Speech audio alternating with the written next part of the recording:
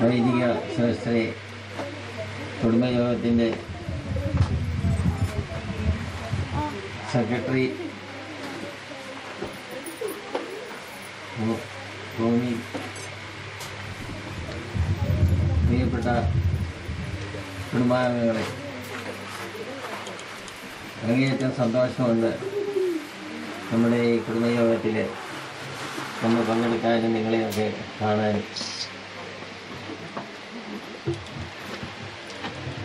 ഞാൻ ഈ ഇഞ്ചക്കാട്ട് കുടുംബത്തിലെ വളരെ അകന്ന ഒരു കുടുംബത്തിലെ അംഗമാണ്.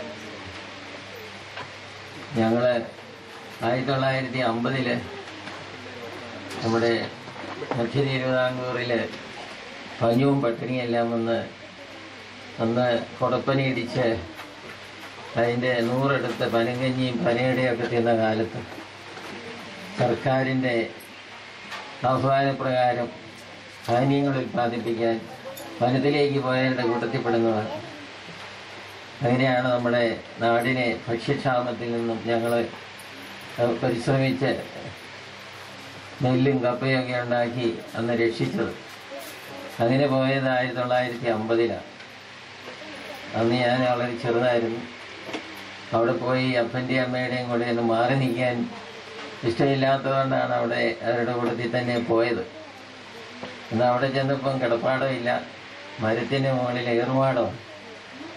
ഏറുവാടത്തെ വേണം കിടക്കാൻ. കാരണം ആനയും കാട്ടുമൃഗങ്ങളെല്ലാം ചെറുപാഞ്ഞ് നടക്കുന്ന കാലമാണ്. അപ്പോൾ അവിടെ ചെന്ന് വളർന്ന് അന്ന് സ്കൂളും അവിടെ ഇല്ലായിരുന്നു, ഒരു കുടിപ്പള്ളിക്കൂടെ ഉണ്ടായിരുന്നു.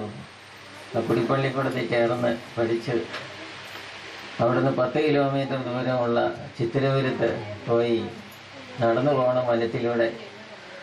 അവിടെ പോയി പഠിച്ചു. ഞങ്ങളുടെ ഇടവകയിൽ നിന്ന് അന്ന് 2 പേര് SSLC പാസ്സായിരുന്നു. അത്രമാത്രം ദുരിതം നിറഞ്ഞതായിരുന്നു യാത്ര. പുഴ കടക്കണം, പിന്നെ വനത്തിലൂടെയുള്ള യാത്ര. ഒരു ദിവസം ഞങ്ങളുടെ കൂട്ടത്തിൽ നിന്നൊരു സഹപാഠിയെ കരടി പിടിച്ച് കൊന്നതൊക്കെ ഞങ്ങൾ എപ്പോഴും ഓർക്കാറുണ്ട് സ്കൂളിൽ പോകുന്ന വഴി. അങ്ങനെയുള്ള ബുദ്ധിമുട്ട് നിറഞ്ഞ അവസ്ഥയായതുകൊണ്ട് പിള്ളേരെയൊന്നും ആരും സ്കൂളിൽ വിടുകയില്ല.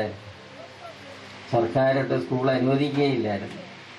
കാരണം അവിടുന്ന് എല്ലാവരെയും കുടിയിറക്കണം എന്നുള്ള താല്പര്യത്തിലാണ് ഗവൺമെൻറ് നിലപാട്.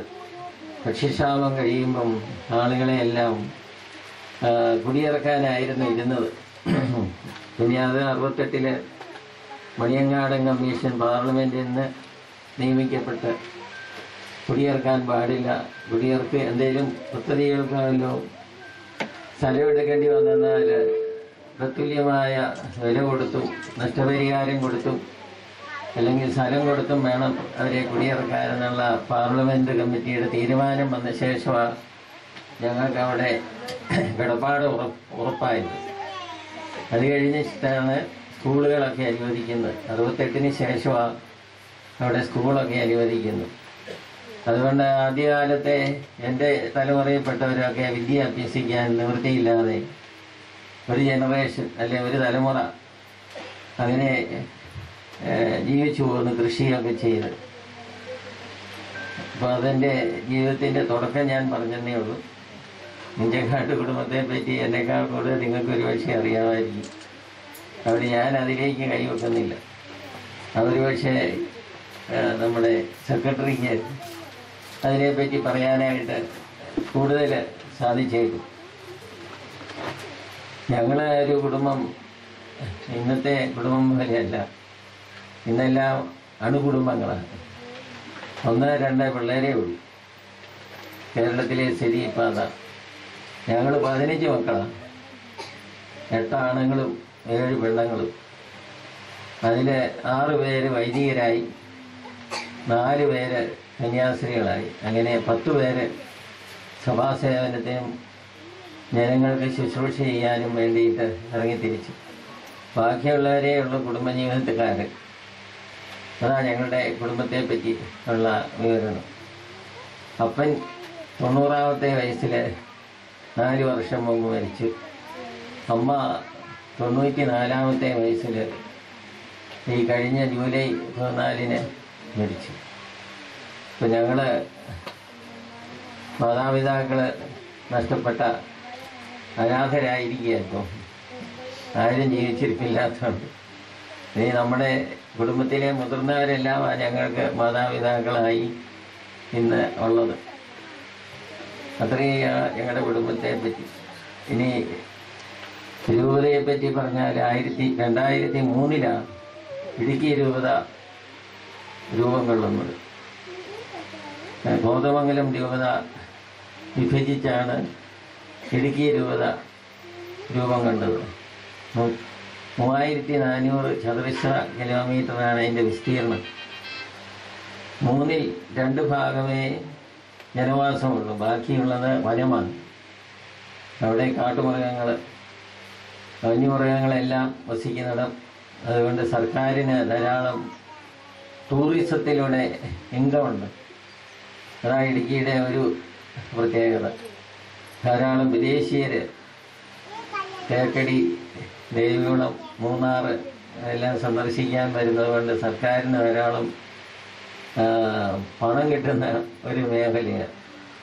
അതുപോലെ കേരളത്തിലെ 3/4 ഹൈഡ്രോ ഇലക്ട്രിസിറ്റി പ്രോജക്റ്റ് വൈദ്യുതി ഉൽപ്പാദിപ്പിക്കുന്നതും ഇടുക്കിയിലാണ്. 17,000 മെഗാവാട്ട് വൈദ്യുതി ഉണ്ടെങ്കിൽ അതിൽ 1200 ഇടുക്കിയിൽ നിന്ന്, 12,200 ഇടുക്കിയിൽ നിന്നാണ് ഉൽപ്പാദിപ്പിക്കുന്നത്. 6 വൈദ്യുതി പ്രോജക്റ്റ് ഇടുക്കിയിലുണ്ട്. അതിലേറ്റവും പ്രധാനപ്പെട്ടതാണ് നമ്മുടെ ഇടുക്കി പ്രോജക്റ്റ്. അതാണ് ഈ പ്രദേശത്തിൻ്റെ ഒരു പ്രത്യേകത. പിന്നെ കുടിയേറിയ ആളുകൾ ഒരു 3 ലക്ഷം കത്തോലിക്കരും 1 ലക്ഷത്തോളം യാക്കോബായ മറ്റ് ക്രിസ്തീയ വിഭാഗങ്ങളുമായിട്ട് 4 ലക്ഷത്തോളം ക്രിസ്ത്യാനികൾ ഈ ഭൂപ്രദേശത്തുണ്ട്.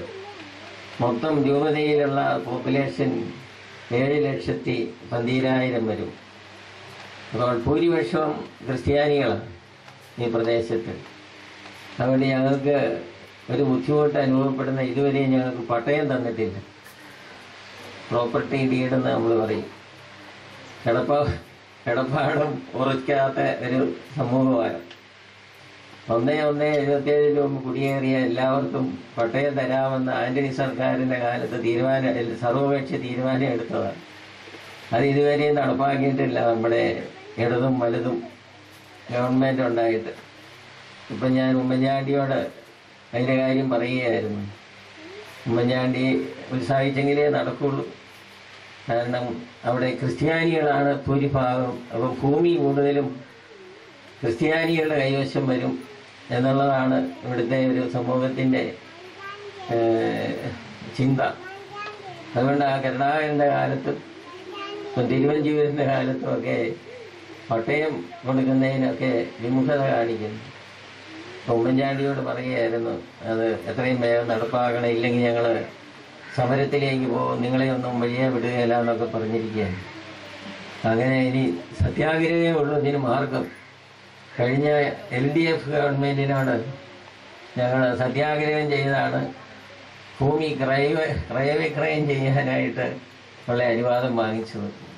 അത് ഇവർ കയറിയപ്പോൾ അത് ബില്ല് ലാപ്സായിപ്പോയി, അല്ല ഓർഡിനൻസ് ലാപ്സായിപ്പോയി. അത് എത്രയും വേഗം നിയമമാക്കണമെന്നും മാണി സാറിനോടും എല്ലാം അഭ്യർത്ഥിച്ചുകൊണ്ടിരിക്കുന്ന സമയം.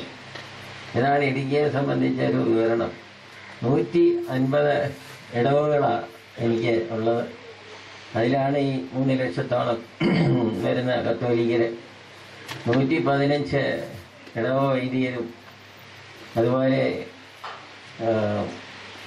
സന്യസ്തരായിട്ട് 150ഓളം വൈദികരും, സമർപ്പിതരായ സിസ്റ്റേഴ്സ് ഒരു 800 പേരുണ്ട്.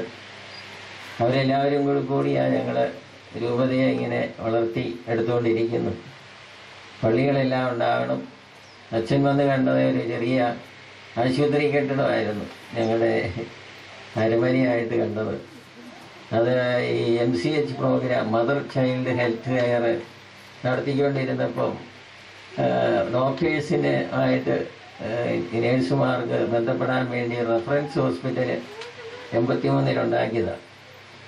അതിപ്പം നിർത്തിയിട്ടാണ് രൂപതയുടെ കേന്ദ്രമാക്കി ഇപ്പം പ്രവർത്തിക്കുക. ഇപ്പം നല്ല രൂപതയുടെ കേന്ദ്രമൊക്കെ ഇനി അച്ഛൻ വരുമ്പോഴത്തേനും ഒരു പക്ഷേ കുറച്ചുകൂടി മെച്ചപ്പെടുമായിരിക്കുമെന്ന് കരുതുന്നു. അതെ, എങ്കിലും കഴിയുന്നത് ലളിതമായിരിക്കും എന്നുള്ളതിന് യാതൊരു സംശയവുമില്ല. അപ്പോൾ അങ്ങനെയാണ് രൂപതയുടെ അവസ്ഥ.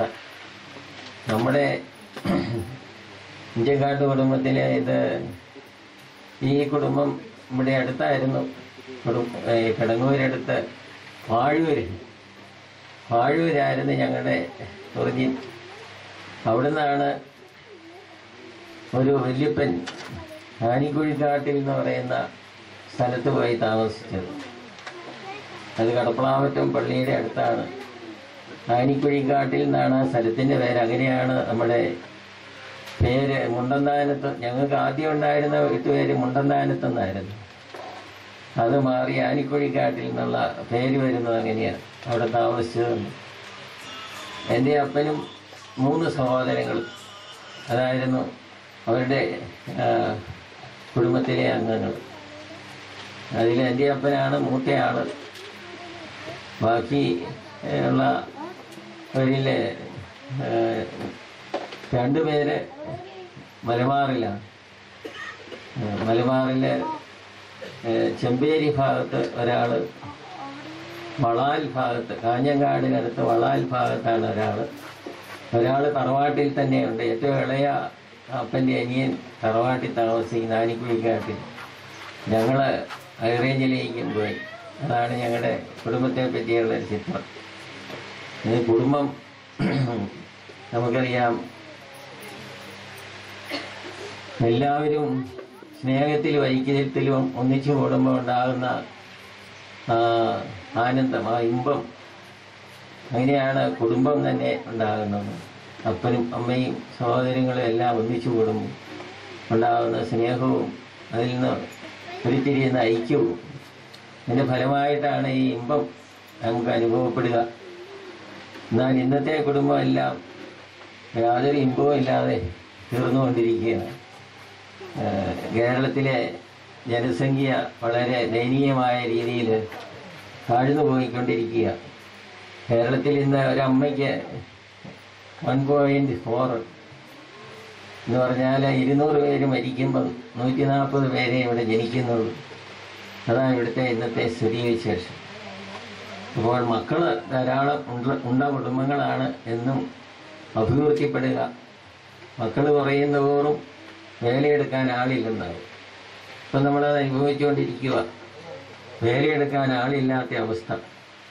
ഇപ്പം ബീഹാറീസും ബംഗാളിൽ നിന്നും ആന്ധ്രയിൽ നിന്നും ഒക്കെ വരുന്നവരെയാണ് ഇപ്പം വേലയ്ക്ക് നമ്മൾ ഉപയോഗിക്കുന്നത്. അത് നമ്മുടെ നാട്ടിൽ നിന്ന് നമ്മൾ ഇല്ലാതാക്കിയ രോഗങ്ങളുമായിട്ടാണ് അവർ വരുന്നത്. അവരുടെ നാട്ടിൽ ആ രോഗങ്ങൾ ഇപ്പോഴും പ്രബലമാണ്. മലമ്പനി, ക്ഷയം, കുഷ്ഠം, ഇങ്ങനെയുള്ള രോഗങ്ങളൊക്കെ ആയിട്ടാണ് അവരിങ്ങോട്ട് കടന്നു വരിക. കേരളം ഇതെല്ലാം ഇറാഡിക്കേറ്റ് ചെയ്ത, ഇതൊക്കെ ഇല്ലാതാക്കിയ ഒരു സംസ്ഥാനമാണ്. അവിടെ ഇതെല്ലാം ഇവരുടെ വരവോടുകൂടി ജോലി മാത്രമല്ല രോഗങ്ങളും നമുക്ക് ലഭിക്കുന്ന അവസ്ഥയാണ് ഇന്ന് സംജാതമായിരിക്കുന്നത്. ഇതിനെല്ലാം കാരണം കുടുംബങ്ങളിൽ പിള്ളേരില്ല എന്നുള്ളതാണ്. പിള്ളേരുണ്ടാകണം. അത് 4-5 പിള്ളേരൊക്കെ ഒരു കുടുംബത്തിലുണ്ടെങ്കിലേ കുടുംബത്തെ അധ്വാനിക്കാൻ ആളുണ്ടാവുള്ളൂ, അപ്പനെയും അമ്മയും സംരക്ഷിക്കാൻ ആളുണ്ടാവുള്ളൂ, എല്ലാ കാര്യങ്ങൾക്കും ആളുണ്ടാവുകയുള്ളൂ. ഏറ്റവും താഴ്ന്ന ജനസംഖ്യ പത്തനംതിട്ടയ്ക്കാണ്. പത്തനംതിട്ടയുടെ ബർത്ത് റേറ്റ് -343 ആണ്. അത് കഴിയുമ്പം പിന്നെ ഇടുക്കിയിലെ ജനങ്ങളെല്ലാം 4 ഭാഗത്തേക്കും പോയിക്കൊണ്ടിരിക്കുക. അവിടെ -143 ഉള്ളൂ ബർത്ത് റേറ്റ്. അപ്പം അങ്ങനെ ഇത് വരുമ്പം ഉണ്ടാകുന്ന ബുദ്ധിമുട്ടാണ്. പണിയെടുക്കാൻ ആളില്ല, വേലയെടുക്കാൻ ആളില്ല, അധ്വാനിക്കാൻ ആളില്ലാത്തത് കൊണ്ട് രാജ്യത്തിൻ്റെ പുരോഗതി നഷ്ടപ്പെടുകയാണ്. പുരോഗതി ഇല്ലാതാകുക ചെയ്യുന്നത്. അതുകൊണ്ടാണ് നമ്മൾ ഈ ആദ്യകാലത്ത് ഞങ്ങൾ ഈ ചെറുപ്പമായിരുന്നപ്പോൾ ഒത്തിരി പിള്ളേരുള്ള കാലമായിരുന്നു. പക്ഷെ ഒത്തിരി പിള്ളേരുള്ള കാലം ഈ ഇന്നത്തെ പോലെ ഈ ഫാസ്റ്റ് ഫുഡും ഹോട്ടൽ ഫുഡും ഒന്നും എല്ലാവരും കഴിച്ചുകൊണ്ടിരുന്നത്. വീട്ടിലെ അരി വേവിച്ച് കിട്ടുന്ന ചോറും മുളകരച്ചതും ചമ്മന്തിയൊക്കെ ആയിരുന്നു അന്ന് കൂട്ടി കഴിച്ചുകൊണ്ടിരുന്നതെങ്കിലും ആരോഗ്യമുള്ളവരായിരുന്നു, നല്ലപോലെ അധ്വാനിക്കുന്നവരായിരുന്നു.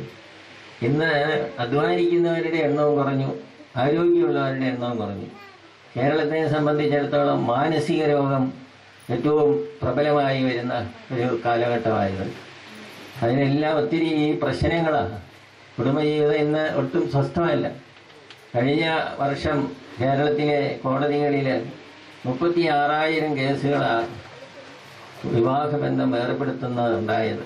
ഈ വർഷം 44,000 അത് കൂടിയിട്ടുണ്ട്.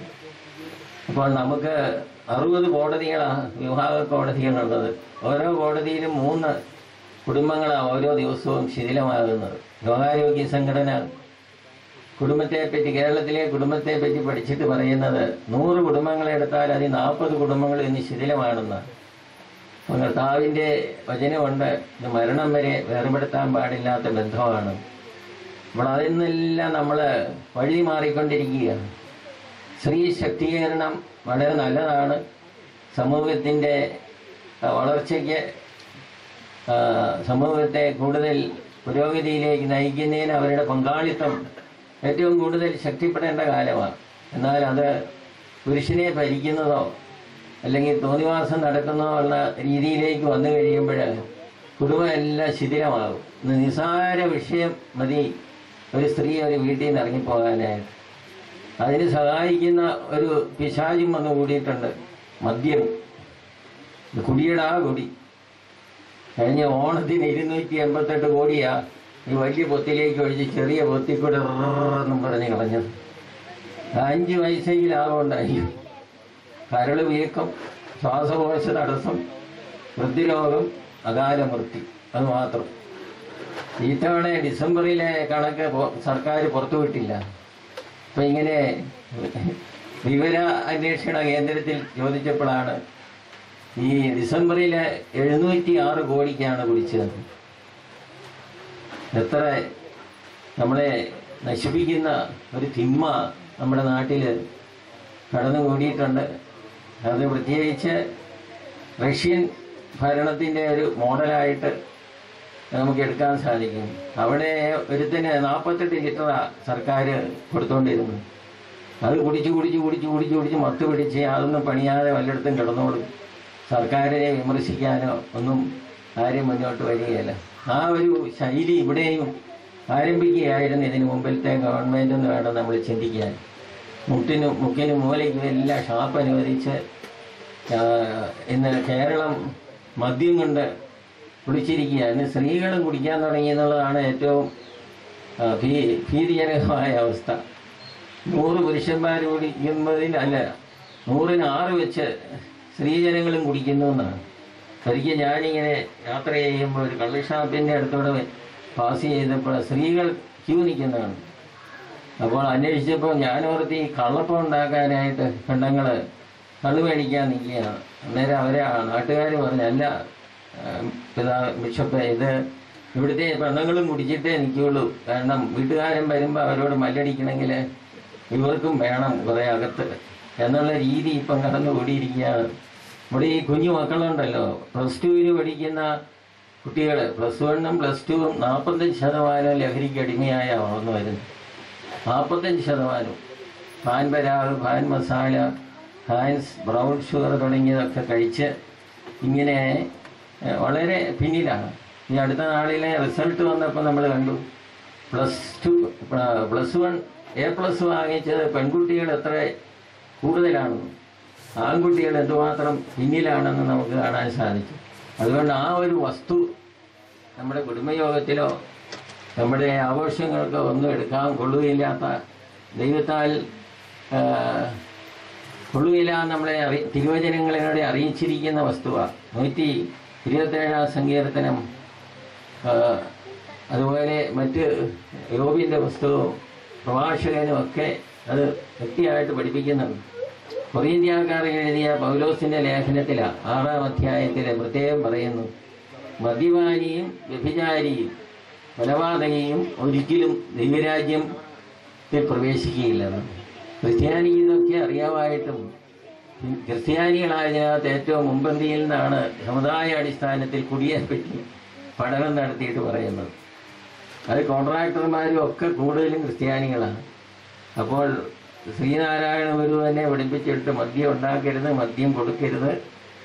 മറ്റു മതത്തിൽപ്പെട്ടവർ അവർ ആണ് ഇത് ചെത്തി കള്ളഷാപ്പിലൊക്കെ ഇന്ന് കൊണ്ടുവന്ന് നമ്മളെല്ലാം വാതിക്കൽ ശത്രു പതിയിരിക്കുമ്പം നമ്മളത് സ്വീകരിക്കുകയും അതിൽ പോയി പങ്കെടുക്കുകയും ചെയ്യുന്നത് എത്രയോ ഭീകരമാണ്. ഉൽപ്പത്തി പുസ്തകം 4-ാം അധ്യായത്തിൽ നമ്മൾ വായിക്കുന്നുണ്ട്. അപ്പോൾ അതെല്ലാം നമ്മൾ കണക്കിലെടുക്കുമ്പം വചനം അനുസരിച്ച് ജീവിക്കണമെങ്കിൽ ഇതിനോടൊരു നോ പറച്ചിൽ വേണം. ഇത് ഒരിക്കലും പാടില്ല, അത് കൊള്ളൂല. വരുന്ന തലമുറ ബുദ്ധിയും ബോധവും ഒക്കെ ഉള്ളതായി തീരണമെങ്കിൽ മദ്യം ഉപേക്ഷിച്ചെങ്കിലേ സാധിക്കുള്ളൂ. മദ്യം നമ്മളെ മന്ദബുദ്ധികളാക്കി തീർക്കും, യാതൊരു സംശയവുമില്ല. അതുപോലെ തന്നെ നമ്മുടെ ആൺപിള്ളേരൊക്കെ നല്ല മിടുക്കന്മാരായി വളർന്നു വരേണ്ടവരാ. ഇന്ദിരാഗാന്ധിയും നെഹ്റുവും ഒക്കെ രാജ്യം ഭരിച്ച കാലം ഡൽഹിയിൽ ചെന്നാൽ എത്രയും IAS ക്രിസ്ത്യാനികളുണ്ടായിരുന്നു. ഉന്നത ഉദ്യോഗസ്ഥ തലത്തിലൊക്കെ ക്രിസ്ത്യാനികൾ അന്നുണ്ടായിരുന്നു. ഇന്നിപ്പം സിവിൽ സർവീസ് പരീക്ഷയൊക്കെ കഴിയുമ്പം നമ്മൾ റിസൾട്ട് വരുമ്പം ലജ്ജ തോന്നും. കഴിഞ്ഞ വർഷത്തെ സിവിൽ സർവീസിൻ്റെ IAS, IPS, IFS, IES തുടങ്ങിയ പരീക്ഷകളുടെ റിസൾട്ട് വന്നപ്പം 2 തമിഴ്നാട്ടുകാരി പെണ്ണുങ്ങളാണ് 1-2 റാങ്ക് മേടിച്ച്. കേരളത്തിൽ നിന്ന് ആകെ മൊത്തം 4-ാം റാങ്ക് കിട്ടി. ഒരുത്തന്നെ ഒരു ഹിന്ദുവായിരുന്നു. ക്രിസ്ത്യാനി 10-ന് മുകളിലേക്കില്ല, താഴേക്കേ ഉള്ളൂ എന്നുള്ളതാണ് പരമാർത്ഥം. അപ്പോൾ ഇവിടെ ബുദ്ധിയുള്ളവന്മാരില്ല, ഉള്ളവന്മാരൊക്കെ കുടിച്ച് മത്തും പിടിച്ച് കഴിയുന്ന ജീവിതമാണ്. ഇന്ന് ഈ 1-2 എന്നൊക്കെ പറയുമ്പോഴേ കടിഞ്ഞൂല് പൊട്ടനാണ്. അങ്ങനെയല്ലേ നമ്മൾ പറഞ്ഞ് കടിഞ്ഞൂൽ പൊട്ടൻ എന്നാണ് പറയുന്നത്. അപ്പോൾ ആദ്യത്തേത് മിക്കവാറും പൊട്ടൻ, രണ്ടാമത്തെ അരപ്പൊട്ടനും. അങ്ങനെയുള്ള ഒരു ജനറേഷനാണ് ഇന്ന് രൂപം കൊടുത്തുകൊണ്ടിരിക്കും. പൊട്ടൻ്റെയും അരപ്പൊട്ടൻ്റെയും സമൂഹമായി വരാൻ പോകണം. കാരണം മഹാത്മാക്കളൊന്നും ഈ 1-2 ഉണ്ടായിട്ടില്ല. മഹാത്മാഗാന്ധി 9ാമത്തവനായിരുന്നു. ഇപ്പോഴത്തെ പ്രസിഡന്റ് പ്രതിഭ പട്ടീൽ 6ാമത്തെ ആൾ, രവീന്ദ്രനാഥ ടാഗോർ 7ാമത്തെ ആൾ. 1-2 ഇതുവരെ ഒരു സ്ഥാനത്തും എത്തിയിട്ടില്ല. ഇന്ന് നമ്മൾ സൃഷ്ടിച്ചു വെക്കുന്ന ഈ 1-2 അത് നമ്മളെല്ലാവരും പറയുന്നത് ആ കടിഞ്ഞൂല് പൊട്ടനാണ്. കാരണം അവളെ ഗർഭം ധരിച്ചിരിക്കുമ്പോൾ അമ്മയ്ക്കുണ്ടാകുന്ന പ്രതിഭാസങ്ങൾ, ബുദ്ധിമുട്ടുകൾ, ക്ലേശങ്ങൾ, അമ്മയുടെ ഞാൻ മരിക്കുമോ കൊച്ചു മരിക്കുമോ എന്നുള്ള ആകുലത, വ്യഗ്രത, ഇത് ഓപ്പറേഷൻ വേണോ അത് തന്നെ വരുമോ എന്നൊക്കെയുള്ള ആ ചിന്തകൾ, ഇതെല്ലാം ഈ ആദ്യത്തേതിനെ ബാധിക്കും, നല്ലപോലെ ബാധിക്കും. അപ്പോൾ അതുകൊണ്ട് അത് മിക്കവാറും കടിഞ്ഞൂപ്പൊട്ടം തന്നെയാണ്. പിന്നെ രണ്ടാമത്തേത് വരുമ്പോഴത്തേനും ഒരു കുറച്ചൊക്കെ അമ്മയ്ക്കൊരു ബാലൻസ് ആകും. അതുകൊണ്ട് അരപ്പൊട്ടനാണ് എന്നെ ജനിക്കുന്നത്. അപ്പം അതുകൊണ്ട് ഇനി വരുന്ന ഈ ജനറേഷനിൽ ബുദ്ധിബോധമുള്ളതുങ്ങൾ ഉണ്ടാവില്ല.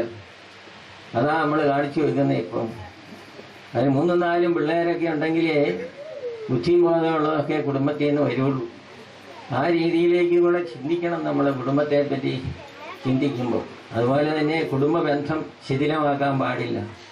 നമ്മുടെ കർത്താവിൻ്റെ വചനമുണ്ടല്ലോ, മർക്കോസിൻ്റെ സുവിശേഷം 10-ാം അധ്യായത്തിലും ഒക്കെ നമ്മൾ വായിക്കുന്നതാണ്.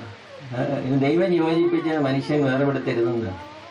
അപ്പം അത് വേർപെടുത്തുന്ന ശൈലിയായിപ്പം രൂപം കെട്ടു വരുന്നത്. അനാഥശാകലകളും അഗതി മുന്നങ്ങളും മറ്റ് പ്രവർത്തിച്ചു വരിക. അപ്പം അവിടെയെല്ലാം ദൈവവചനത്തിൽ നിന്ന് അകന്നിട്ടുള്ള ഒരു ജീവിതശൈലിക്ക് രൂപം കൊടുക്കുന്നു. ഉൽപ്പത്തി പുസ്തകം 1:28 നമ്മൾ വായിക്കുന്നത്, 2:28 വായിക്കുന്ന വർദ്ധിച്ചു പെരുകണം, കടലിലെ മത്സ്യങ്ങൾ പോലെയും ആകാശത്തിലെ നക്ഷത്രങ്ങൾ പോലെയും മണൽത്തരികൾ പോലെയും നിങ്ങൾ പെരുകണമെന്നാണ് പറഞ്ഞിരിക്കുന്നത്. ദൈവത്തിൻ്റെ ആജ്ഞ അതാ. അപ്പം അതിന് പകരം നമ്മളിങ്ങനെ കുറച്ച് ഇപ്പം ഉള്ളതെല്ലാം ചത്തൊടുങ്ങുക. കഴിഞ്ഞ വർഷം ഇവിടെ കഴിഞ്ഞ 2 വർഷമായിട്ട് 16,000 കുട്ടികളാണ് ഇവിടെ ആത്മഹത്യ ചെയ്തത്. പിള്ളേർക്ക് എന്നാ ഇല്ലാഞ്ഞിട്ടാണ്. വലിയ ആളുകൾ കർഷകരൊക്കെ ആത്മഹത്യ ചെയ്താൽ ദുരഭിമാനവും കടബാധ്യതയെല്ലാം ഉണ്ടായതുകൊണ്ടാണെന്നൊക്കെ നമുക്ക് പറയാം. ഈ കുഞ്ഞുങ്ങൾക്ക് എന്നാ ഇല്ലാഞ്ഞിട്ടാണ്. അതുപോലെ കുഞ്ഞുങ്ങളെ വളർത്തുമ്പം ലക്ഷ്യബോധം കൊടുക്കുന്നതിലും മാതാപിതാക്കൾ ഇന്ന് പരാജയപ്പെടുക. കാരണം A+ മേടിച്ചോണമെന്നേ പറയുള്ളൂ. പള്ളിക്കൂടത്തിൽ പോകുന്നവരോടും എല്ലാത്തിനോടും A+. അപ്പോൾ A+ കിട്ടിയില്ലെങ്കിൽ ഇനി ജീവിച്ചിട്ട് കാര്യമില്ലാന്ന് അവർ കാണുക. നിന്നെ എന്തിനാ ദൈവം സൃഷ്ടിച്ചത്? വേദപാഠം പഠിക്കുമ്പം മതബോധനത്തിൽ നമ്മളെ പഠിക്കുന്നതാണ്. തന്നെ അറിഞ്ഞ് സ്നേഹിച്ച് തനിക്ക് ഊഴിയം ചെയ്ത് നിത്യരക്ഷ പ്രാപിക്കാൻ. അത് പറഞ്ഞു കൊടുക്കുന്ന മാതാപിതാക്കൾ ഇന്ന് കുടുംബങ്ങളിൽ ഇല്ലാതായിക്കൊണ്ടിരിക്കും. അതിൻ്റെയൊക്കെ ഫലമായിട്ടാണ് ഈ A+ കിട്ടിയില്ലെങ്കിൽ ജീവനൊടുക്കുന്ന മക്കൾ ഇന്നുണ്ടായിക്കൊണ്ടിരിക്കും. കഴിഞ്ഞ വർഷം 7 പെൺകുട്ടികളാണ് ഈ കേരളത്തിൽ A+ കിട്ടാഞ്ഞിട്ട് ആത്മഹത്യ ചെയ്തു. കഴിഞ്ഞതിന് മുമ്പിലത്തെ വർഷം 12 പെൺകുട്ടികളാണ് A+ കിട്ടാഞ്ഞിട്ട് ജീവനൊടുക്കിയത്. ആ സ്ഥിതിയിലേക്ക് മാറുക. അതുപോലെ തന്നെ ഇന്നത്തെ നമ്മുടെ ഈ അറ്റോമിക് യുഗത്തിലെ ഉപകരണങ്ങളൊക്കെ ദോഷം ചെയ്യുന്നതാണ്. മൊബൈൽ പ്രത്യേകിച്ച്. മൊബൈല് ഒരു +2 കഴിയാത്ത കുട്ടികൾക്ക് വാങ്ങിച്ചു കൊടുക്കരുത്. കാര്യം അത് പലതരത്തിൽ ഉപകാരപ്രദമാണെങ്കിലും. കാരണം കഴിഞ്ഞ വർഷം കേരളത്തിലെ 190 പെൺകുട്ടികളാണ് മൊബൈൽ പ്രണയം വഴി ജീവനൊടുക്കിയത്. ഒരുത്തി പ്രേമിച്ച് കാമുകനെ കാണാൻ ചെന്നപ്പം മധ്യവയസ്കൻ 4 പിള്ളേരുടെ തന്ത ഭാര്യയും അടുത്ത്. അന്ന് അവൾ തൂങ്ങിച്ചെത്തു. വേറെ ഒരുത്തി മൈസൂരിൽ നേഴ്സിംഗ് പഠിക്കാൻ പോയതാണ്. പോയപ്പോൾ ഒരുത്തം കൊടുത്തതാ മൊബൈല്. പിന്നെ അങ്ങ് സ്നേഹിക്കാൻ തുടങ്ങി, പ്രേമിക്കാൻ തുടങ്ങി. അവൾക്ക് അവിടെ ഇരിക്കാൻ മേലെന്നായി. അവൾ അവിടെ നിന്ന് ഇറങ്ങി കോട്ടയം കൂടി വണ്ടിപ്പെരിയാറ് ചെന്നപ്പോൾ പാതിര. ഇപ്പോൾ പോലീസ് കണ്ടക്ടർ അവളെ പിടിച്ച് പോലീസിൽ കൊടുത്തു. പോലീസ് അവളെയും കൊണ്ട് കുമളിക്ക് ചെന്നപ്പം ഇതായിരിക്കുന്നു ഒരു ഭൂതം പോലെ, കണ്ണുകൊഴിഞ്ഞ് കറുത്തിരുണ്ട് ചെലുത്താനെ പോലെ ഇരിക്കുന്ന ഒരുത്തൻ. അന്ന് അവൾ പോലീസ് കൂട്ടത്തിലുണ്ടായിരുന്നതുകൊണ്ട് ജീവനൊടുക്കിയില്ല. ഇങ്ങനെ 190 പെൺകുട്ടികൾ കഴിഞ്ഞ വർഷം ഈ കേരളത്തിൽ മൊബൈൽ പ്രണയം മൂലം ജീവനൊടുക്കി എന്നുള്ളതാണ്. അതുകൊണ്ട് മൊബൈല് നമ്മുടെ പിള്ളേർക്ക് കൊള്ളൂല. ഈയിടെ ഒരുത്തൻ 2ാം ക്ലാസ്സിൽ പഠിക്കുന്നവൻ ഈ നീല ചിത്രം കാണാൻ ആഗ്രഹിച്ച് കാശില്ല അത് മേടിക്കാനായിട്ട്. അപ്പോൾ അവൻ എന്നാ ചെയ്തു? അമ്മയും അപ്പനും കിടക്കുന്ന മുറിയിൽ കയറി ഒളിച്ചിരുന്നിട്ട് അമ്മയും അപ്പയും വിവാഹത്തിൻ്റെ ധർമ്മം അനുഷ്ഠിക്കുന്ന അവൻ നേരിട്ട് മൊബൈലിലേക്ക് പകർത്തി എന്നുള്ളതാണ്. എന്നിട്ട് അവൻ സ്കൂളിൽ കൊണ്ടുപോയി എല്ലാവരെയും കാണിച്ചു, കണ്ടോടാ നീ കാശ് കൊടുത്ത് മേടിച്ച് ഞാൻ ലൈവ് പിക്ചറുമായിട്ട് വന്നിരിക്കുന്നു. അങ്ങനെ പോവുക നമ്മുടെ പിള്ളേരുടെ കാര്യം. അതുകൊണ്ട് മൊബൈലൊക്കെ മാതാപിതാക്കൾ മക്കൾക്ക് കൊടുക്കുമ്പം സൂക്ഷിക്കണം. അവന് വിവേകമായോ ഇതൊക്കെ ഉപയോഗിക്കാനല്ലേ, അവർക്ക് ഇതൊക്കെ ഉപയോഗിക്കാൻ പ്രായമായോ എന്നൊക്കെ നമ്മൾ പ്രത്യേകം ശ്രദ്ധിക്കേണ്ട കാര്യമായി. കഴിഞ്ഞ വർഷം ഈ തന്നിഷ്ടം പോലെ പിള്ളേരെ വളർത്തുന്ന ശൈലിയായിരുന്നു. ഇനി പിള്ളേരൊക്കെ അവരുടെ ഇഷ്ടം മാതാപിതാക്കൾ നിറവേറ്റി കൊടുക്കും. എനിക്ക് ഐസ്ക്രീം എന്ന് പറഞ്ഞാൽ ഐസ്ക്രീം, ഇല്ലെങ്കിൽ അവൻ തൂങ്ങിച്ചാകുന്ന ഈ 2 വെച്ചിരിക്കുന്നതുകൊണ്ട് നഷ്ടപ്പെടുകയല്ലേ. അല്ലെങ്കിൽ എനിക്ക് ചിപ്സ് എന്ന് പറഞ്ഞാൽ ഉടനെ ചിപ്സ് വാങ്ങിച്ചു കൊടുത്തേക്കുക. അങ്ങനെ പിള്ളേരൊക്കെ ഇന്ന് അവരുടെ ഇഷ്ടം സാധിക്കുന്ന അവസ്ഥ കുടുംബത്തിൽ വന്നിരിക്കുക. അതിൻ്റെ ഫലമായിട്ട് അപ്പനും അമ്മയും അടിമയായകളായി തീർന്നിരിക്കുക. അവർ കൂഴുകയും ചെയ്യുന്നവർ. ടീനേജേഴ്സായിരുന്നു കുടുംബം ഭരിക്കുന്നതെന്നാണ് പറയുന്നത്. 11 വയസ്സ് മുതൽ 19 വയസ്സ് വരെയുള്ള പിള്ളേരാണ് കുടുംബം ഭരിക്കുന്നത്. യാതൊരു ബന്ധവുമില്ല, സംസർഗവും ഇല്ല കുടുംബത്തിൽ. അപ്പനും അമ്മയും ടി വി കാണും, മോൻ പോയി കമ്പ്യൂട്ടർ, മോളും ഇൻ്റർനെറ്റും ഒക്കെ കണ്ട് ഇങ്ങനെ ഇരിക്കുന്ന കാലമായിപ്പോൾ. യാതൊരു ബന്ധവും ഇല്ല, യാതൊരു ആശയവിനിമയവും ഇല്ല. അപ്പോൾ അവനിങ്ങനെ കണ്ട് മടുത്ത് കഴിയുമ്പോൾ ഇറങ്ങി വരുമ്പോൾ നല്ല ഭക്ഷണം കൊടുത്തില്ലെങ്കിൽ അവൻ അമ്മയെ നോക്കി അവൻ്റെ ഇഷ്ടതാരം പറഞ്ഞു നിന്നെ ഞാൻ കൊന്നുകളയുമെന്ന് പറഞ്ഞു. അപ്പനും അമ്മയും ഇന്നില്ല കുടുംബത്തിൽ. ഇന്ന് കുടുംബത്തിലുള്ളതെല്ലാം മമ്മി ഡാഡ്. മമ്മി എന്ന് പറഞ്ഞാൽ പബ്ലിക് സ്കൂളിൽ പഠിക്കുന്ന പിള്ളേർക്ക് ശവശരീരമാണ്, ജീവനുള്ളതല്ല. ഇതിനെ ഒന്നിനും കൊള്ളുകയില്ല. പിന്നെ ഡാഡി അല്ല കൊമ്പനാനയുടെ കൂട്ട് കള്ളും കുടിച്ച് പൂവി തെളിഞ്ഞ് ടക്ക് ടക്ക് ടക്കെന്നും പറഞ്ഞ് വരുന്നതിനെ കണ്ടിട്ടുണ്ട്. അങ്ങനെ അപ്പനും അമ്മയും മാറി ഇന്ന് ഡാഡിയും മമ്മിയും ആയിക്കൊണ്ടിരിക്കുക. സായിപ്പിൻ്റെ ഭാഷകളായി ഡാഡി മമ്മി. സായിപ്പിൻ്റെ കുടുംബവും ഇല്ല, പിള്ളേരും ഇല്ല. അപ്പോൾ അതാ അവിടുത്തെ അവസ്ഥ. നമ്മളതെല്ലാം ഇങ്ങനെ കണ്ണടച്ച് സ്വീകരിക്കുന്ന രീതി ഇപ്പം വന്നുകൊണ്ടിരിക്കുക. അപ്പനായിരിക്കണം, അമ്മയായിരിക്കണം. എങ്കിലേ പിള്ളേര് നല്ല പ്രായത്തോട് ഭൂമിയിലിരിക്കുന്ന നിന്റെ അപ്പനെയും അമ്മയെ നീ ബഹുമാനിക്കണമെന്നുള്ള പ്രമാണം പാലിക്കാൻ അവർക്ക് പശ്ചാത്തലം ഉണ്ടാവുള്ളൂ, സാഹചര്യം ഉണ്ടാവുള്ളൂ. അതില്ലാതെ വന്നാൽ പിള്ളേർക്ക് തോന്നിയ പോലെ ജീവിക്കും. കഴിഞ്ഞ വർഷം 4900 പെൺകുട്ടികളാ +2 പ്രായത്തിലുള്ളവർ വീട് വിട്ടോടിയത്. അവരുടെ ഇഷ്ടത്തിന് പുറത്തിറങ്ങി ചാടി ഓടി പോയി.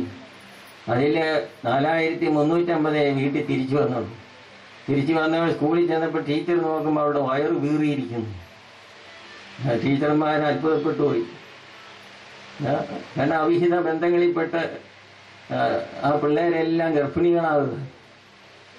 എന്നിട്ട് പിന്നെ അതെല്ലാം അബോർഷൻ, കൊലപാതകം, 5-ാം പ്രമാണം, നീ കൊല്ലരുത്, അതിനെല്ലാം വിധേയമാകുന്ന രീതിയായിരുന്നു സമൂഹത്തിൽ കാണുന്നത്. വളരെ ഭീകരമായ അന്തരീക്ഷമാണ് നമ്മൾ അവിടെയെല്ലാം കാണുക. ബാക്കിയുള്ളവർ പറയണം ലവ് ജിഹാദ് പ്രമാണിച്ച് കോഴിക്കോട് മസ്ജിദിൽ ഇസ്ലാം മതം സ്വീകരിക്കാൻ ട്രെയിനിങ് സ്വീകരിക്കുന്ന അവസ്ഥ. അപ്പോൾ അവിടെ ഒരു ലൂസി മോൾ ഉണ്ടായിരുന്നു. ലൂസി മോള് ക്രിസ്ത്യാനി പെണ്ണ്. എൻ്റെ അപ്പനും അമ്മയും അവളെ കാണാൻ ചെന്നു. അമ്മ അവളോട് പറഞ്ഞു, മോളെ നീ വീട്ടിൽ നിന്ന് ഇറങ്ങിയ പിന്നെ ഞാൻ ഉറങ്ങിയിട്ടില്ല കേട്ടോ. കളവനും കളവയും വീട്ടിലിരിക്കും, ഞാനിനി ബഷീറിൻ്റെ കൂടെ ഉള്ളത്. അമ്മയുടെ മുഖത്ത് നോക്കി മോള് തിരിച്ചടിച്ചതാണ്. ഇന്നത്തെ പോക്കങ്ങനെയാണ്. തന്നിഷ്ടം പോലെയെല്ലാം ചെയ്യുന്ന രീതി പിള്ളേരുടെ ഇഷ്ടത്തിന് വിട്ടുകൊടുക്കുമ്പോൾ അങ്ങനെ സംഭവിക്കുന്നത്. അത് ആദാമിൻ്റെ ശൈലിയാണ്. ആദാമാണ് സ്വന്തം ഇഷ്ടം നോക്കി നമ്മളെല്ലാം പാപത്തിന് അടിമകളാക്കി. രണ്ടാമത്തെ ആദാമാകുന്ന ക്രിസ്തു ലോകത്തിലേക്ക് വന്ന് നമ്മളെ പഠിപ്പിച്ചത് എല്ലാം പിതാവിൻ്റെ ഇഷ്ടം നിറവേറണം. യോഹന്നാന്റെ സുവിശേഷം 4:34 എൻ്റെ പിതാവിൻ്റെ ഇഷ്ടം നിറവേറ്റുന്ന എൻ്റെ ഭക്ഷണം. യോഹന്നാന്റെ സുവിശേഷം 5:30 എൻ്റെ പിതാവിൻ്റെ ഇഷ്ടം നിറവേറ്റാൻ ഞാൻ ലോകത്തിലേക്ക് വന്നു. യോഹന്നാന്റെ സുവിശേഷം 6:38 എൻ്റെ പിതാവിൻ്റെ ഇഷ്ടം നിറവേറ്റുക എന്നതാണ് എൻ്റെ ജീവിതത്തിൻ്റെ ഉദ്ദേശം. 40-ാം സങ്കീർത്തനം ഉദ്ധരിച്ചുകൊണ്ട് എബ്രായ ലേഖനത്തിൽ നമ്മൾ വായിക്കും, പുസ്തകങ്ങളുടെ ആരംഭത്തിൽ എന്നെക്കുറിച്ച് എഴുതിയിരിക്കുന്ന പോലെ ഞാനിതാ നിന്റെ ഹിതം നിറവേറ്റാൻ വന്നിരിക്കുന്നു. ആരാ? എൻ്റെ അപ്പനും അമ്മയും സഹോദരനും സഹോദരിയും. മത്തായിയുടെ സുവിശേഷം 12:48-51 പറയുക, എൻ്റെ പിതാവിൻ്റെ ഇഷ്ടം നിറവേറ്റുന്ന എൻ്റെ അപ്പനും അമ്മയും എൻ്റെ സഹോദരനും സഹോദരിയും.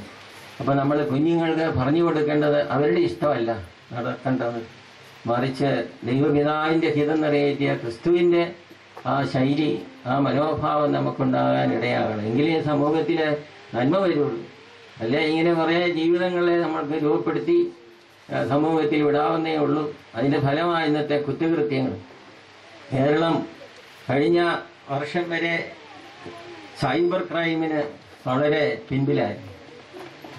ഈ വർഷത്തെ കണക്കനുസരിച്ച് 13,000 സൈബർ ക്രൈംസാണ് ഇൻ്റർനെറ്റിലൂടെ, മൊബൈലിലൂടെ, അതുപോലെ കമ്പ്യൂട്ടറിലൂടെ കേരളത്തിൽ സൃഷ്ടിച്ചിരിക്കുന്നത് 13,000. നേരത്തെ ബീഹാറും ബംഗാളും ഒക്കെ ആ രംഗത്ത് നിന്നുള്ളൂ. കേരളം ഇന്ന് അതുപോലെ ആയിരിക്കുക. കഴിഞ്ഞ വർഷത്തെ കുറ്റകൃത്യങ്ങൾ ഇന്നത്തെ ആഭ്യന്തരമന്ത്രി അസംബ്ലിയിൽ അവതരിപ്പിച്ചത് 16,500 കുറ്റകൃത്യങ്ങൾ കേരളത്തിൽ, ദൈവത്തിൻ്റെ നാട്ടിൽ സംഭവിച്ചിരിക്കുന്നു എന്നാണ്. കുറ്റകൃത്യങ്ങൾ കൂടുക, അതിനെ അന്വേഷിക്കാൻ സിബി മാത്യുവിനെ ഐജിയെ ചുമതലപ്പെടുത്തി മുഖ്യമന്ത്രി. സിബി മാത്യു അത് അന്വേഷിച്ച് പഠിച്ചിട്ട് വന്ന് പറഞ്ഞു, എന്താ മലയാളിക്ക് തന്നിഷ്ടം പൊന്നിഷ്ടം, അതാണ് ഈ കുറ്റകൃത്യങ്ങൾക്കെല്ലാം കാരണമെന്ന്.